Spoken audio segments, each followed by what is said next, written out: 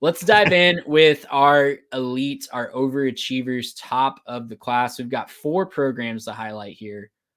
Florida State gets the highest grade because, quite frankly, we're not over them being screwed by the College Football Playoff Committee.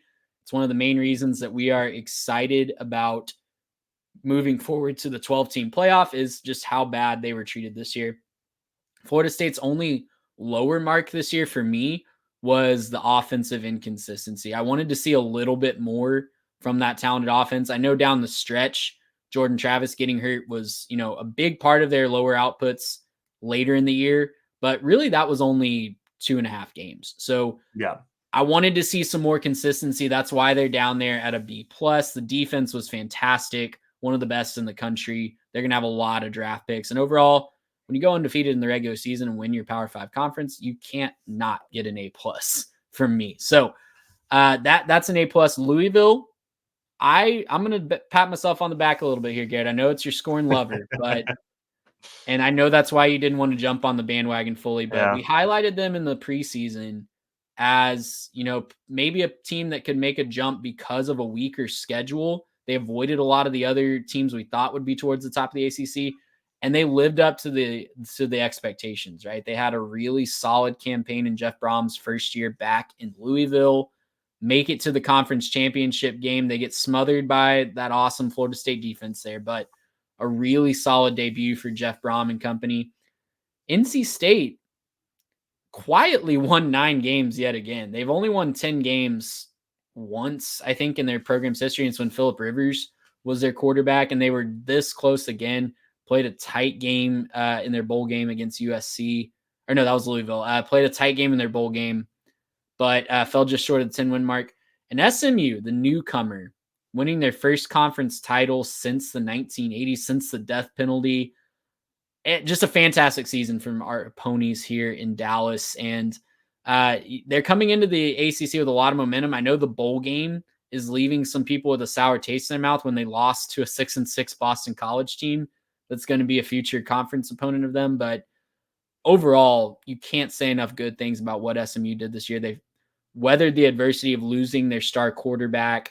They found a way to still win their conference championship without him. High marks on my end from the ponies. For sure. And all these teams did play really well. I think NC State losing the Pop-Tarts Bowl, I think. Thank you. Yeah, that's it. They didn't get to, taste of the delicious edible mascot. So, a little bit of a bummer for them, I guess. But overall, good performance. If they figure out the offense, this is going to be a really, really good team going forward. Man, just can't get back on Louisville for some reason. Can't do it. I can't. I don't blame you. I don't blame you. They did a really good job this year, though. They did a really good job. They were a fun team to watch through the year. And I think that they are really just a couple of steps away from being at the top.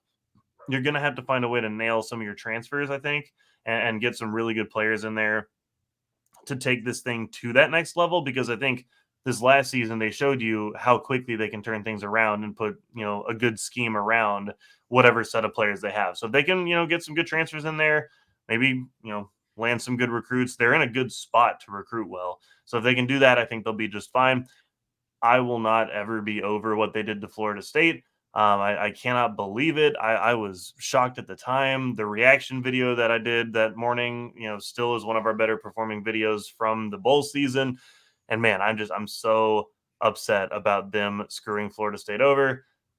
Honestly, the only place where I could really knock Florida State in this whole thing, I mean, besides, the offense struggling to run the football beginning of the season, not necessarily scoring a lot. Besides all that, if there was a column for off-field results, that's the only place you can knock Florida State for, because they did everything you wanted them to do on the field. They won their games. They scored, a bunch of points down the stretch. And, last couple of games, even without their star quarterback, they still find ways to win. Their defense steps up, plays great. What else do you want out of the Seminoles? I don't know what else you could possibly ask for. And so, that's I won't be over that for a long time. We're going to, be talking about that as the reason why the 12 team is great for a long time going forward. And SMU, I mean, a good team, really good team, solid program.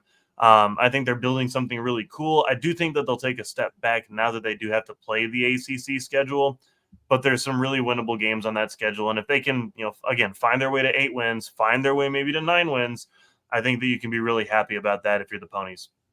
Yeah, and the only other mark on Florida State is an off the field thing. They did get the NIL sanctions Yeah, sure. reportedly levied on them, but honestly, That's a program thing. That's not really a season thing, you know? it's not. It's Yeah, and kinda like with that's Michigan. Like, Michigan did a great job this year, but there was the whole Cornerstone thing. Like, I get it, but they went undefeated and won the Natty. You can say whatever you want to, like, that's a good season.